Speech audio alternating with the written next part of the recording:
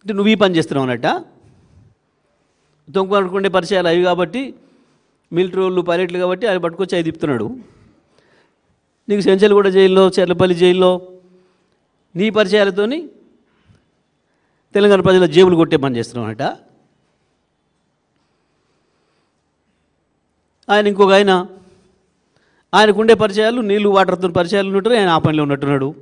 Water నీళ్ళతోని ఎవడి పరిచయాలతో వాళ్ళు పనిచేస్తారు అన్నట్టు. ఒక పాలసీల ప్రకారం పనిచేయరు,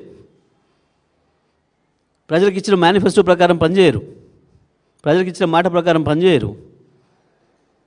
పరిచయాలు ఏం పరిచయాలు ఉంటే ఆ పరిచయాల పనులు చేస్తారు అన్నట్టు. గిదా ఒక ముఖ్యమంత్రి నుంచి వచ్చే మాటలు.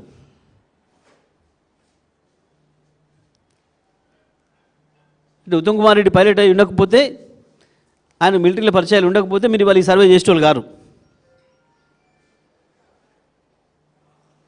మరి ఆ శవాలు తీసుకోని కూడా ఉన్న పరిచయం చేసుకోకపోయారు. అట్లన్న వాడు తెచ్చి తీస్తుండే కదా.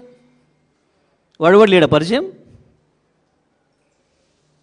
ఏమైనా గోళాల్లో దూరి దొంగతనాలు చేసాడు వెనకటి అలీబాబా దొంగల్లాగా పరిచయాలు ఏమైనా పెంచుకుంటే వాళ్ళు కూడా వద్దురుగా తెస్తానికి.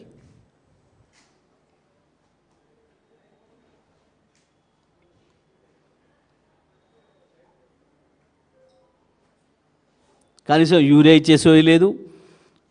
పాపం అష్టకష్టాలు పడి రైతులు పండించుకుంటే ఇలా పత్తి కొనే సోయి లేదు, వరి ధాన్యం కొనే సోయి లేదు.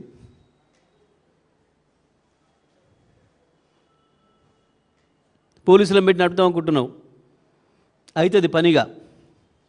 మొదలవుతుంది రైతుల్లో తిరుగుబాటు. ఇక మీరు ఆపలేని స్థితికి వస్తుంది. మీ నిర్లక్ష్యం ఇట్నే ఉంటే మీరు కేవలం కమిషన్లు పంచుకునే దందల్ని మీరు ఉంటే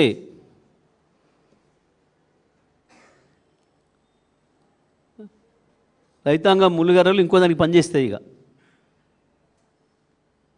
ఎంత సోయి లేకుండా ప్రభుత్వాన్ని నడుపుకుంటూ ఇంకా చేసింది చాలక గొప్పకు 6 శవాల్ని బయటికి తేలేని పనికి మళ్ళీ సన్నాసులు కేసీఆర్ గురించి వెళ్ళి హరీష్ రావు సంతకం పెట్టి యాడ్ పెట్టి చూపిస్తావు. హరీష్ రావు సంతకం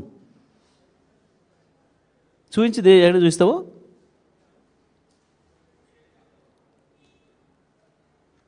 ఇప్పటికైనా బుద్ధి తెచ్చుకొని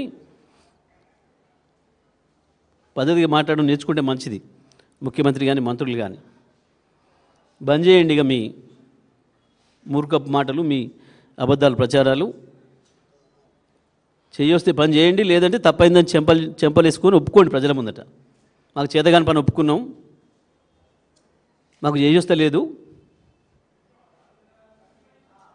ఒప్పుకోండి కనీసం.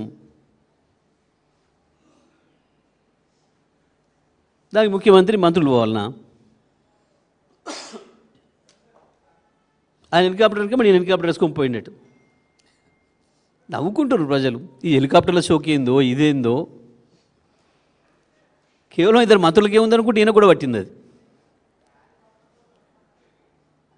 అక్కడని కాడికి పోతే తప్పులేదు. నేను అంత పెద్ద ఘోరమైన బస్సు యాక్సిడెంట్ అయింది, పోవాల్సి ఉంటుంది గాడికి. ముఖ్యమంత్రి కాబట్టి నీ బాధ్యత. కనీసం ట్రాన్స్పోర్ట్ మంత్రి కూడా వినట్లేడు. పోయిందా?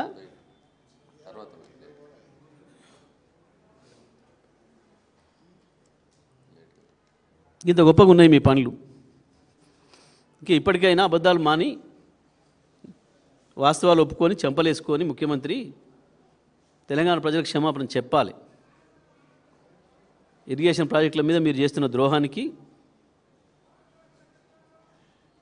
కనీసం వాళ్ళు 6 శవాలను తీయలేని మీ పనికిమాలిన చేతగాని పరిపాలనకు ప్రజలకు క్షమాపణ చెప్పాలి.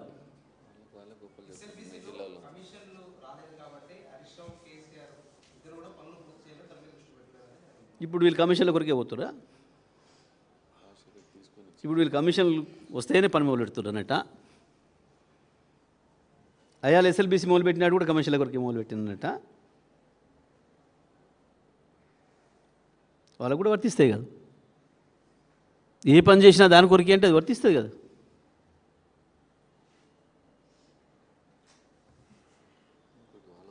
హెలికాప్టర్లు నేను ఎంగేజ్ చేసుకోకపోతే దాంట్లో కూడా కమిషన్ తీసుకోకపోయినట.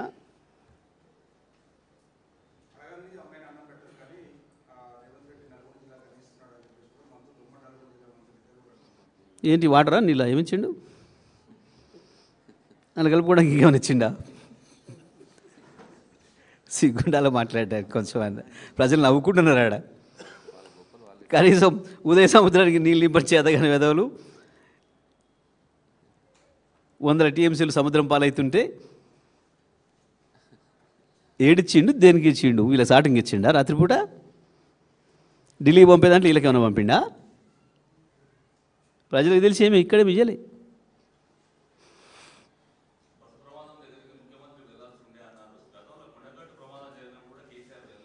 నేను కేసీఆర్ హెలికాప్టర్లు వేసుకున్నట్టు పోలే, సర్వే ఇష్టం వెనకమ్మడి పోలే.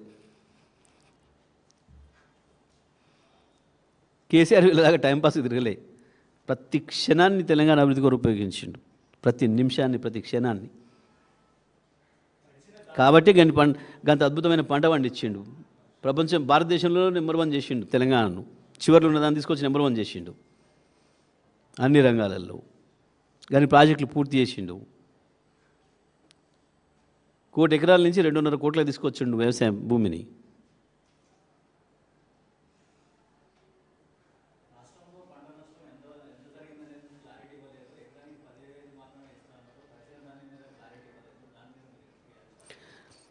వాస్తవానికి దురదృష్టం ఏంటంటే ఇంకా వర్షాలు కొనసాగుతున్నాయి.